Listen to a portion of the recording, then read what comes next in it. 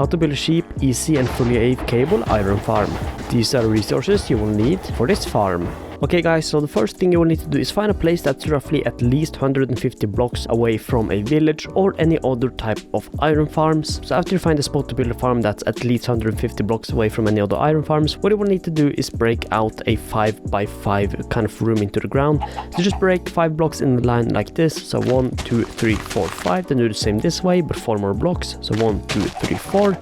Now just dig out this little area, so you should have a 5x5 square. So after you've broken out this little area, what you will need to do is break down 10 more blocks. So in total you should be 11 blocks down into the ground. So obviously the layer we have just broken is the first blocks. Now break 10 more blocks down. So 1, 2, 3, 4, 5, 6, 7, 8, 9, 10. Then just destroy the rest of these blocks down. Okay guys, after you've broken out the rest of the 10 blocks, so in total you should be 11 blocks deep into the ground, head down to the bottom of this hole and then place 10 blocks on one of the sides just like this, then do the same on the other side. So just place 10 blocks just like this, then place 5 beds on top of these blocks, do the same on this side. For 5, then what you will need to do is destroy the blocks that you placed under the beds. This might be a little hard, but just make sure you destroy all the blocks. And if you destroy a bed, just replace it, but just destroy all the blocks under. Then after you have destroyed all the blocks that's under each bed, place 5 more beds on each side. So in total you should have, a layer of 10 beds under and then 10 beds kind of on top. So in total you should have 20 beds right here. Then after you've done this, what we need to do now is place blocks inside this little room just like this, and place a block in each corner. And then also one in the middle of this little platform. Then what you will need to do is place 20 fletching tables or any kind of workstation on this platform. I like to use fletching tables because they are pretty easy to get and they're also a full block. But just place, fill in the rest of the empty spaces here with a type of villager workstation, just like this. I would also quickly recommend that you place a torch on top of the rest of the blocks right here, just to prevent mobs from accidentally spawning in here, because this is the room where we will have our villagers. So the next step is to head into one of the corners and 2 blocks up from this platform. So 1, 2, and on the 3rd block place a block, and then just make a little roof out of blocks. So in this little room that will be under here, you will have the villagers, which we will place in soon.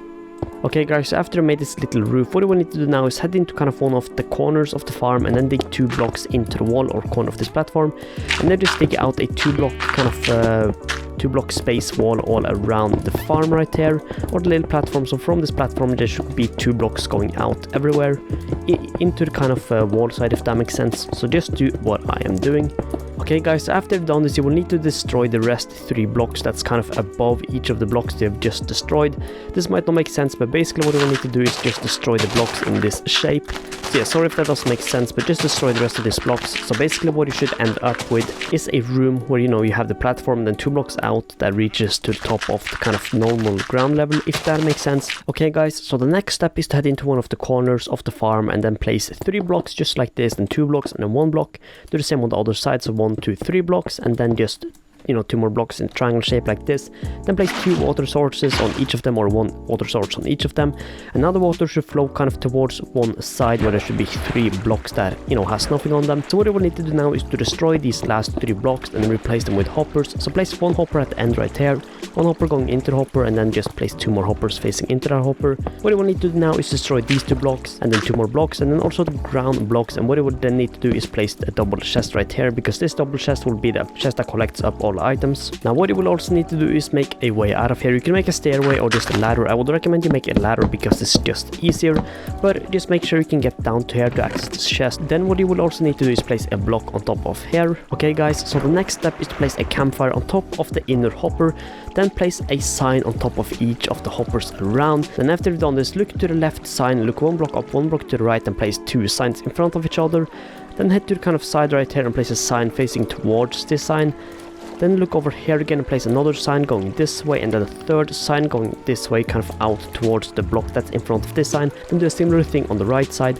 So place 2 signs right here, then 1 sign going from the second sign to the left, and then 1 sign going out, and that should be all you will need to do here. And then what you will need to do right above the campfire, place a lava source. Now we have the signs here to prevent the lava from hitting the water and obviously turning the water into cobblestone. Okay guys, so the next step is to grab some leaves and head up here and then place a kind of wall of leaves going all around the platform, not the platform but the farm, just like this.